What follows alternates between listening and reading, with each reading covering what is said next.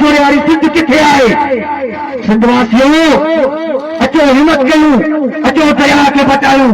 मुकान को किताब पे पढ़ो तो उनमें कोटा जा जो इनकलाब सॼो लिखियो पियो। उतां जो को लीडर हनीबाल उनजे भाउ हिनसो भाउ जॾहिं पंहिंजे वतन सां गद्दारी कई त हुन पंहिंजी क़ौम खे चयो त हिनजो ठुक न पुटनि सां इस्तक़बाल कयो। सिंधवासियो पाण खे ईअं करणो पवंदो, हिननि हुक्मराननि खां हिसाब वठणो पवंदो जेके रोज़ टेबल जे फ्लोर ते बि माज़रत सां तव्हांजूं सियासी वाबस्तगियूं पंहिंजी जॻह ते, पर हीअ असांजी ज़िंदगी ऐं मौत जो मामलो आहे। उनजे करे असांखे तड़क लहजा इस्तेमालु करणा पवंदा, छाकाणि जो क़ौम जे मामले में का बि मसलक पसंदी कोन थींदी आहे। क़ौमुनि जे मामले में का बि ख़ुशामदीद कोन थींदी आहे। गद्दारनि जो सख़्ती सां एहतिसाब कबो आहे, तॾहिं वञी क़ौम खे बचाए सघिबो आहे, तॾहिं पंहिंजे दरिया खे बचाए सघंदासीं। उनजे करे पाण हिन मुक़दस धरती तां जिते दाऊद छोड़े, इस्माइल छोड़े, जुजार छोड़े संतनि जो रतु वियल आहे, उन ई मुक़दस धरती तां पंहिंजे दरिया सां वचन था कयूं त जेकॾहिं सिंध जे फ़िरौन आसिम ज़रदारी दरिया खे विकिणण जी कोशिशि कई, जेकॾहिं पंजाबी जनरलनि होश जा नाखून न वरिता, जेकॾहिं पंजाब जे हुक्मराननि होश सां अकुल न वरितो त इन दरिया खे असीं पंहिंजे रत सां वाहे बि ॾेखारींदासीं ऐं पंहिंजे दरिया खे बचाईंदासीं। जीअं सिंध जी लतीफ़ जी अमन आलम इतादिन खणी हाणे तव्हां सां वधीक मुखातिब थियण जे लाइ गुज़ारिश कंदुसि सिंधी यूनाइटेड पार्टी खेल के मानजन जे सदर अब्दुल लतीफ़ पंवर साहब खे त पाण अचनि तव्हां सां मुखातिब थियनि। अब्दुल लतीफ़ पंवर।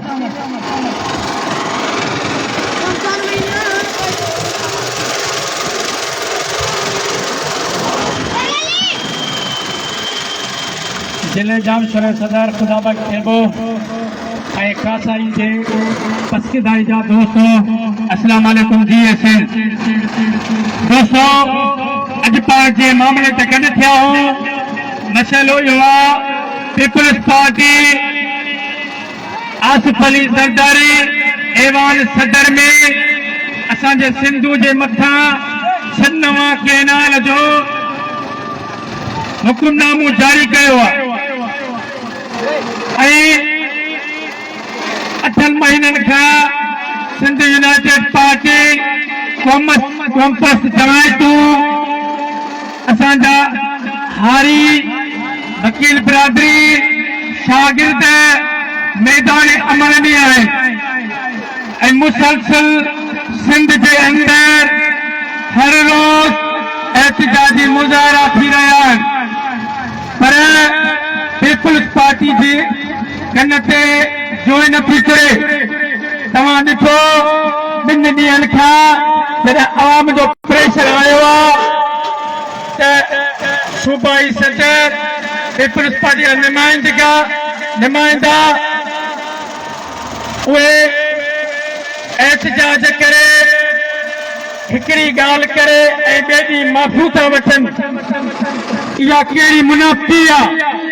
तव्हां चओ था केनाल असांखे क़बूल न आहिनि त पोइ उन रेज़ोल्यूशन खे तव्हां रद्द करियो न।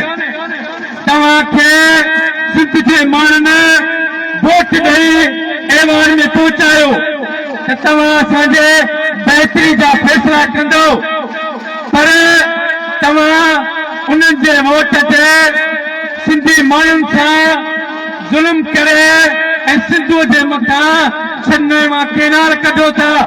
उहे सिंधी माण्हुनि खे कंहिं बि सूरत में क़बूल न आहिनि। हिते वोट जो मसइलो न आहे, ही पाणी असांजो जियापो आहे।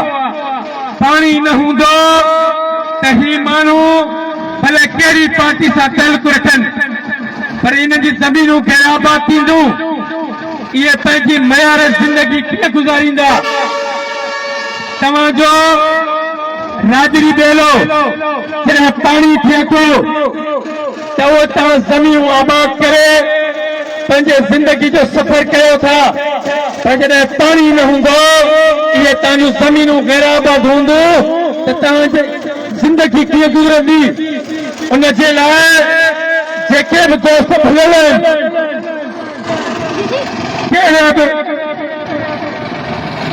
नारे हेठां, कहिड़े बि झंडे हेठां, पर असां उन्हनि खे चऊं था अचो ही पाणी जो मसइलो तव्हां सभिनी जो मसइलो आहे।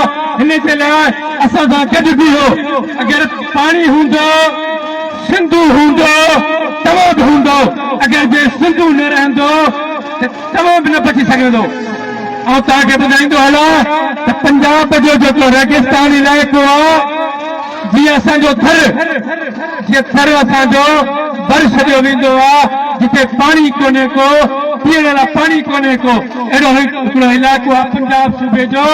उनखे हू आबाद करणु चाहिनि था। जॾहिं इनखे आबाद कंदा त 60 लख एकड़ ज़मीन असांजे सिंध जी गैर आबाद थींदी। कोटड़ी बैच खां हेठि पाणी न ईंदो।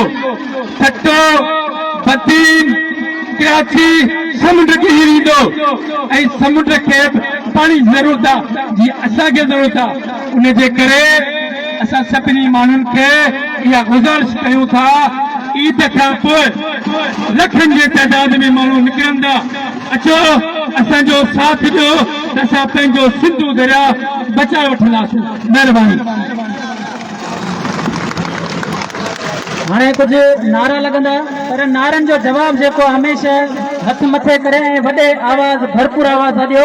नारनि जे लाइ गुज़ारिश कंदुसि त हथ नवाज़ माण्हू गॾु अचनि ऐं तव्हांखे नारा हणनि। हथ नवाज़ माण्हू महिरबानी मदद। हिते जेके बि दोस्त वेठा आहियो, तव्हां घटि न आहियो। तव्हां जेकॾहिं 2000 दोस्त हुयो त तव्हां सम्झो त तव्हां सॼे शहर खे मुंहिंजी नुमाइंदगी कयो था। हिते सिर्फ़ ॿिनि माण्हुनि जो ज़िक्र थींदो, हिकिड़ो हो जंहिं सिंधु खपायो आहे, हिकिड़ो हो जंहिं सिंधु बचायो आहे। पहिरीं उन जो ज़िक्र कंदासीं जंहिं सिंधु खपायो आहे।